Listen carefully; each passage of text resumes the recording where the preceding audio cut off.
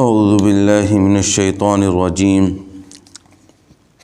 بسم اللہ الرحمن الرحیم کل نفس ذائقۃ الموت وانما توفون اجورکم یوم القیامہ فمن زحزح عن النار وادخل الجنة فقد فاز وما الحیاۃ الدنیا الا متاع الغرور لتبلون فی اموالکم وانفسکم وَلَتَسْمَعُنَّ مِنَ الَّذِينَ أُوتُوا الْكِتَابَ مِنْ قَبْلِكُمْ وَمِنَ الَّذِينَ أَشْرَكُوا أَذًى كَثِيرًا وَإِن تَصْبِرُوا وَتَتَّقُوا فَإِنَّ ذَلِكَ مِنْ عَزْمِ الْأُمُورِ۔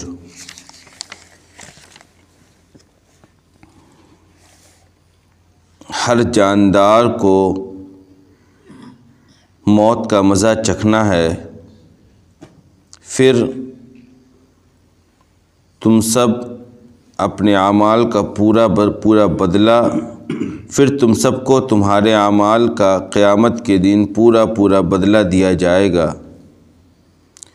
چنانچہ جو شخص جہنم کی آگ سے بچا لیا جائے اور جنت میں داخل کر دیا جائے گا، وہی حقیقی معنوں میں کامیاب ہے، اور دنیاوی زندگی جنت کے مقابلے میں دھوکے کے سامان کے علاوہ کچھ بھی نہیں ہے۔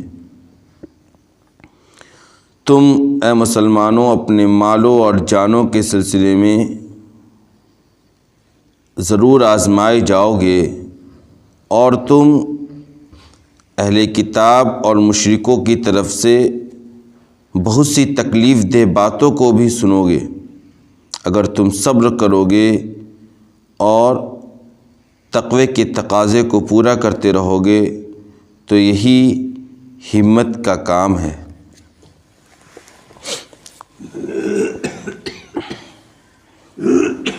ایک لمبا سلسلہ چل رہا ہے غزوہ احد کے تذکرہ سے لے کر۔ غزوہ احد کے بعد جو چیز سامنے کھل کر آئی تھی وہ یہ کہ مسلمانوں کو انتہائی درجے کا صدمہ حاصل تھا، اس بنیاد پر کہ انہیں شکست کا سامنا ہوا تھا، اور کفار بظاہر کامیاب ہوئے تھے، اس بنیاد پر وہ اور زیادہ کفر میں بڑھے چلے جا رہے تھے۔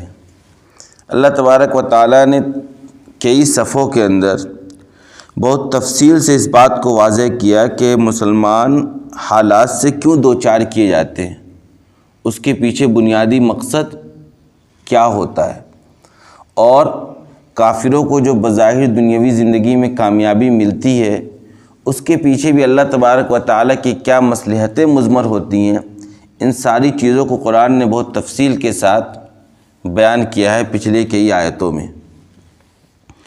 آج کی جو بھی پہلی آیت ہے وہ بھی ایک درجے میں مسلمانوں کو تسلی دینے کے لیے، اور وہ یہ ہے کہ دیکھو، بھلے ہی کوئی قوم یا کوئی قبیلہ یا کسی مذہب کو ماننے والا مسلمانوں پر دنیا میں کامیاب ہو جا رہا ہے، تو ان کی یہ جو کامیابی ہے وہ کتنے دنوں کی ہے؟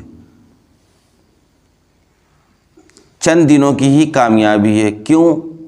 کیونکہ کسی بھی قوم کا، کسی بھی مذہب کے ماننے والوں کا اس بات میں اختلاف نہیں ہے کہ ہر ایک کو مرنا ہے، یعنی موت ایک ایسی حقیقت ہے کہ جس کا منکر دنیا میں کوئی بھی نہیں، خواہ وہ دنیا میں کسی بھی مذہب کو ماننے والا ہو، کسی بھی طرح کا عقیدہ رکھنے والا ہو، خواہ وہ آپ صلی اللہ علیہ وسلم کی رسالت کا اقرار کرتا ہو یا انکار کرتا ہو، خواہ وہ کوئی بھی زبان بولتا ہو، دنیا کے کسی بھی کونے میں رہتا ہو، کسی بھی نسل اور کسی بھی زبان کا وہ دعوے دار ہو، لیکن اس بات کا منکر اور انکار کرنے والا کوئی نہیں ہے کہ موت ہر ایک کو آنے والی ہے۔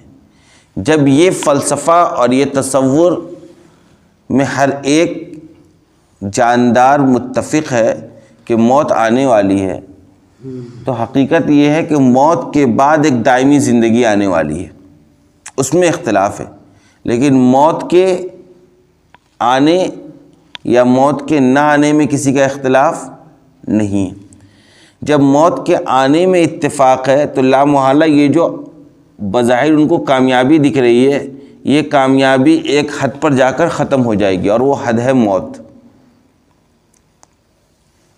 یہ جو بظاہر کفار خوش ہو رہے ہیں تو ان کی خوشی کا ایک ویلیڈیٹی ہے، اور وہ ویلیڈیٹی ایکسپائر کر جائے گی موت پر۔ تو جب موت تک ہی ان کی یہ خوشی ہے، اور موت تک ہی یہ اس معنی کر خوش رہ سکتے ہیں کہ انہیں کامیابی ملی ہے، تو مسلمانوں کو گھبرانے کی ضرورت نہیں ہے۔ کیوں؟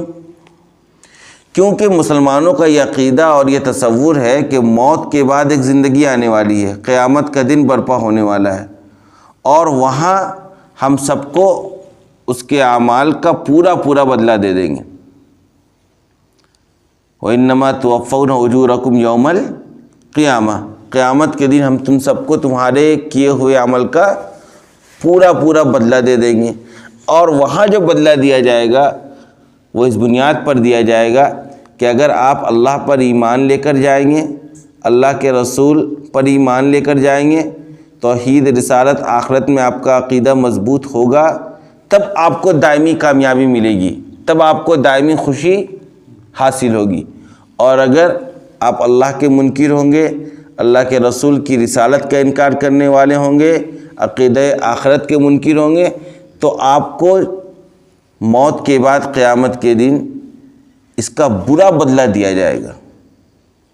اور جب قیامت کے دن کی کامیابی ہی اصل کامیابی ہے، اور وہیں کی خوشی اصل خوشی ہے، تو مسلمانوں کو گھبرانے کی ضرورت نہیں ہے۔ یہ کافر بھی کہتے ہیں کہ ہمیں مرنا ہے، یہ بھلے خدا کے منکر ہوں لیکن خدا کے رسول کے منکر ہوں، موت کے منکر نہیں ہے۔ تو جب مرنا ہے تو مرنے کے بعد جو فیصلہ کیا جائے گا، وہاں جو شخص کامیاب ہوگا وہی اصل کامیاب ہے۔ اور وہاں کامیابی اصل میں کس کے لیے ہے؟ ان لوگوں کے لیے ہے جو اسلام کے دامن میں آ کر موت کا مزہ چکھ رہے ہیں، اور جو لوگ اسلام کے دامن میں نہیں آ رہے ہیں ان کے لیے وہاں ناکامی ہی ناکامی ہے۔ لہذا بظاہر غزوہ احد میں اگر انہیں کوئی کامیابی مل بھی گئی تو تم کو اس سے بہت زیادہ صدمہ میں رہنے کی ضرورت نہیں ہے، بہت زیادہ غم کرنے کی ضرورت نہیں ہے۔ اسی لیے کہا کہ ہر جاندار کو موت کا مزہ چکھنا ہے، پھر قیامت کے دن تم سب کو تمہارے اعمال کا پورا بدلہ دے دیا جائے گا۔ فمن زحزح عن النار وادخل الجنة فقد فاز، اور قیامت کے دن جس شخص کو جہنم کی آگ سے بچا لیا جائے گا اور جنت میں داخل کر دیا جائے گا، وہی حقیقی معنوں میں کامیاب ہے۔ یہ قرآن کی آیت ہے، فمن زحزح عن النار وادخل الجنة فقد فاز، جو کل قیامت کے دن جہنم کی آگ سے بچ جائے گا اور جنت میں داخلہ جنہیں مل جائے گا، وہی حقیقی معنوں میں کامیاب ہے۔ یہ دنیاوی کامیابی کی کوئی حیثیت نہیں ہے۔ اسی لیے آگے کہا وَمَا الْحَيَاةُ الدُّنْيَا إِلَّا مَتَاعُ الْغُرُورِ، یہ جو دنیاوی زندگی ہے، یہ جو دنیا کی آرائش ہے، یہ جو دنیا کی آسائش ہے، یہ جو دنیا کی بظاہر کامیابی ہے، یہ آخرت کے مقابلے میں دھوکے کے سامان کے علاوہ کچھ بھی نہیں ہے۔ کیوں؟ کیونکہ دائمی کامیابی ملے گی آخرت میں، اور آخرت میں دائمی کامیابی کے لیے ایمان شرط واجب ہے۔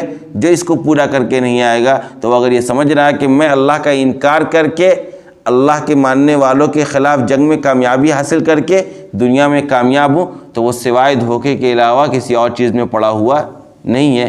کیوں؟ کیونکہ دنیاوی زندگی آخرت کے مقابلے میں دھوکے کے علاوہ کوئی چیز نہیں ہے۔ اصل کامیابی وہ ہے جو آخرت میں کامیاب ہو جائے گا۔ اس کے بعد کی جو آیت ہے اس میں اللہ تبارک و تعالیٰ نے مسلمانوں کی یہ بات کہی کہ دیکھو تمہیں تو ابھی تمہارے مالوں کے سلسلے میں، تمہاری جانوں کے سلسلے میں اور آزمایا جائے گا۔ کیا مطلب؟ مطلب یہ ہے کہ ابھی اس سے پہلے جو آیت کی تفسیر کل ہوئی تھی تو وہاں یہ بات آئی تھی کہ جب اللہ تبارک و تعالیٰ نے زکوٰۃ وغیرہ کا حکم نازل فرمایا تو یہودیوں نے اس حکم کا استہزاء کرتے ہوئے یہ بات کہی تھی کہ ان اللہ فقیر ونحن اغنیاء، کہ اللہ فقیر ہے اور ہم مالدار ہیں۔ اسی بنیاد پر تو اللہ ہم سے قرض مانگ رہا ہے، اللہ ہمیں یہ حکم دے رہا ہے کہ ہم اس کے راستے میں مال خرچ کریں۔ تو اس کا ایک تو جواب ہم نے کل آپ کو دیا تھا کہ دیکھیے اللہ تبارک و تعالیٰ نے زکوٰۃ وغیرہ کو یا اللہ کے راہ میں خرچ کیے ہوئے مال کو قرض سے تعبیر اس لیے کی ہے کہ جس طریقے سے قرض انسان دنیا میں کسی کو دیتا ہے، تو جو شخص قرض لیتا ہے اگر وہ شریف الطبع انسان ہے، اگر وہ متقی اور پرہیزگار ہے، اس کے دل میں اللہ کا خوف اور ڈر ہے، تو وہ ہمیشہ اس فکر میں رہتا ہے کہ کیسے میں اس قرض کی ادائیگی کروں۔ اسی طریقے سے اللہ تبارک و تعالیٰ نے صدقات اور زکوٰۃ وغیرہ کو قرض سے تعبیر اس لیے کی ہے کہ گویا کہ میں نے تم سے قرض دیا ہے، کہ جس طریقے سے شریف انسان اپنے اوپر اس بات کو لازم کرتا ہے کہ میں قرض ادا کروں، اسی طریقے سے اللہ اپنے اوپر اس بات کو لازم کر لیتا ہے کہ میں اپنے بندے کو اس کے اس خرچ کیے ہوئے مال کا ضرور بھی ضرور بدلہ دوں گا۔ اس بات کو بتلانے کے اللہ نے قرض سے تعبیر کی تھی، لیکن ان نالائقوں یہودیوں نے کیا کیا؟ انہوں نے کہا کہ اللہ کیا ہے؟